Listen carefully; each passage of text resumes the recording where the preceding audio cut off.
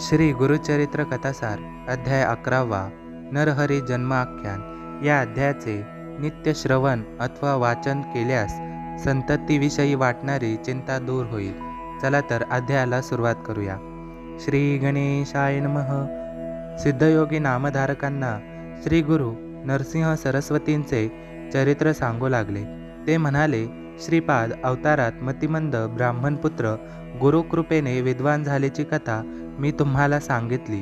श्रीपादांनी त्यांच्या मातोश्रींना अंबिकांना शनिप्रदोष समयी शिवपूजन करायला सांगितले होते। त्यांनी आयुष्यभर ते व्रत केले। पुढे त्यांना मृत्यू आला। कालांतराने त्यांनी उत्तरेकडील करंज ग्रामी वाजसनीय शाखेच्या एका ब्राह्मणाच्या कन्या म्हणून जन्म घेतला। त्यांचे नाव अंबा भवानी। त्या उपवर झाल्यावर त्याच गावातील एका शिवभक्त ब्राह्मणांशी त्यांचा विवाह झाला। माधव आणि अंबा हे दाम्पत्य नित्य प्रदोष समयी शिवपूजन करत असे। शनिवारी आणि त्रयोदशीला विशेष शिवपूजा असायची। 16व्या वर्षी अंबा गरोदर राहिल्या। त्यांचे डोहाळे उत्तम होते। त्या ब्रह्मज्ञान बोलायच्या। 9 मास पूर्ण झाल्यावर एका शुभ दिवशी प्रस्तुत होऊन त्यांना पुत्ररत्न झाले। ते पुत्र अतिशय तेजस्वी होते। ते जन्मल्यापासूनच ओंकाराचा उच्चार करू लागले। त्याचे लोकांना मोठे आश्चर्य वाटले। विद्वान ब्राह्मणांनी त्यांचे जातक वर्तवले। म्हणाले, हे पुत्र महाभाग्यवान आहेत। हे अवतारी पुण्यपुरुष होतील। लोकांना गुरु रूपाने उपदेश करतील। त्यांच्या शब्दांना मोठी प्रतिष्ठा प्राप्त होईल। हे लोकांच्या इच्छा पुरवणारे चिंतामणी होतील। हे अष्टसिद्धी व नवनिधींचे स्वामी होतील। हे त्रिभुवनात पूज्य होतील। यांच्या दर्शनाने पतित लोक पावन होतील। यांच्या स्मरणाने महादैन्यांचे निवारण होईल। काळाचे भय राहणार नाही। हे तुमच्या सर्व इच्छा पुरवतील। हे संसार करणार नाहीत, संन्यासी होतील। तुमचे भाग्य थोर, म्हणूनच यांचा लाभ झाला आहे। म्हणून यांची नीट काळजी घ्या। यांचे नीट पालन पोषण करा। ब्राह्मण व ज्योतिषांनी त्या बालकांना अत्यंत आदराने वंदन केले। ते भविष्य ऐकून माधव आणि अंबा यांना अतिशय आनंद झाला। त्यांनी वस्त्राभूषणे देऊन त्या ज्योतिषांचा गौरव केला व त्या बालकांची दृष्ट काढली। माधव ब्राह्मणांचे नवजात पुत्र ओंकाराचा जप करतात हे अभिनव वृत्त ऐकून लोक त्यांना पाहण्यासाठी येऊ लागले।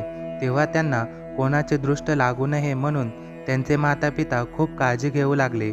लोकांच्या उद्धारासाठी नरतनू धारण केलेल्या त्या परमात्म्यांना कोणाचे दृष्ट लागणार, पण तरीही ते दाम्पत्य त्यांच्या रक्षणासाठी त्यांना मंत्रोक्त अंगारा लावत असत। त्यांच्या गळ्यात काळा दोरा बांधत असत। असो 10 दिवसांनी त्यांचे बारसे करण्यात आले। शालिग्रामदेव हे त्यांचे जन्मनाव होते, तर पाळण्यातले नाव होते नरहरी। नरहरी स्तनपान करत असत, पण मातोश्रींना पुरेसे दूध येत नसल्यामुळे त्यांची भूक भागत नसे। तेव्हा अंबा आपल्या पतींना म्हणाल्या, नरहरींना स्तन्य देण्यासाठी आपण एखादी गायी ठेवू या किंवा एक शेळी विकत आणूया। ते ऐकताच तान्या नरहरींनी आपल्या उजव्या हाताने त्यांच्या स्तनाला स्पर्श केला तर काय आश्चर्य, त्यांच्या दोन्ही स्तनातून दुधाच्या धारा वाहू लागल्या। अशा प्रकारे जगाच्या कल्याणार्थ आलेल्या त्या अवधूतांनी सर्वप्रथम आपल्या मातोश्रींची चिंता दूर केली। त्या उभयतांनी त्यांना वंदन केले आणि ही गोष्ट गुप्तच ठेवली। नरहरी कधीही पाळण्यात निजत नसत। त्यांना जमिनीवर खेळायला आवडायचे। हळूहळू ते वर्षाचे झाले, खेळू लागले, बागडू लागले, पण ओंकाराशिवाय दुसरे काही बोलतच नव्हते। त्यांच्या मातापित्यांनी त्यांना बोलते करण्याचा खूप प्रयत्न केला। त्यासाठी अनेक उपाय केले, पण उपयोग झाला नाही। त्यामुळे त्यांना आपले पुत्र मुके आहेत की काय अशी चिंता वाटू लागली। नरहरी 7 वर्षाचे झाले। 8व्या वर्षी त्यांची मुंज करावी लागणार होती। तेव्हा त्यांच्या पालकांना आपले पुत्र बोलत नाहीत, मग त्यांना गायत्रीचा उपदेश द्यायचा तरी कसा, असा प्रश्न पडला। मातोश्रींना तर अगदी भडभडून आले। शिवजींच्या कृपाप्रसादाने झालेल्या आपल्या एकुलत्या एक पुत्राचे मुकेपण त्यांना सहन होईना। महेश्वरांनी आशा दाखवून आमची पुरती निराशा केली असे म्हणून त्या शोक करू लागल्या। तेव्हा त्यांचे मनोगत जाणून नरहरी घरातून एक लोखंडाची वस्तू घेऊन आले। ती तत्काळ सोन्याची झाली। ती पाहून मातापित्यांना आश्चर्याला पारावार उरला नाही। त्यांनी त्यांना घरात नेले। काही लोखंडी वस्तू त्यांच्या हाती दिल्या, त्याही सोन्याच्या झाल्या। तो अद्भुत चमत्कार पाहून त्यांनी त्यांना आलिंगन दिले व म्हणाले, बाळ, तुम्ही अवतारी महात्मा आहात ना, मग तुम्ही बोलत का नाही? तुमचे बोल ऐकण्यासाठी आम्ही अक्षरशः आतुर झालो आहोत. ही आमची इच्छा तुम्ही पूर्ण करा. ते ऐकून नरहरी हसले. त्यांनी त्यांना जानवे, शेंडी, कटीमेखला याच्या खुणा करून तुम्ही माझी मुंज करा, मग मी बोलीन असे सुचवले. त्यामुळे त्या उभयतांना परम संतोष वाटला. माधव आणि आंबा यांनी व्रतबंधासाठी सुयोग्य मुहूर्त काढून नरहरींची मोठ्या थाटामाटात मुंज केली. त्या मंगलप्रसंगी दाने, दक्षिणा, भोजन, मान, पान यासाठी पुष्कळ द्रव्य खर्च केले. ते पाहून लोक म्हणू लागले, हे दाम्पत्य एवढा खर्च कशासाठी करत आहेत? कारण यांचे पुत्र मुके आहेत. ते गायत्री मंत्र कसा म्हणणार? पुढे वेदाभ्यास कसा करणार? दुसरे म्हणाले, आपल्याला भोजन व दक्षिणा मिळाल्याशी कारण ते पुत्र शिकतील की नाही याची चर्चा करण्याचा आम्हाला सारस्य नाही. अशा प्रकारे त्या समयी लोक आपापल्या परीने काहीही बोलत असले तरी नरहरींचे मातापिता मात्र आनंदात होते. मौजीबंधनाचे सर्व विधी यथासांग पार पडले. माधवांनी नरहरींना गायत्रीचा उपदेश केला. तो त्यांनी मनोमन उच्चारला.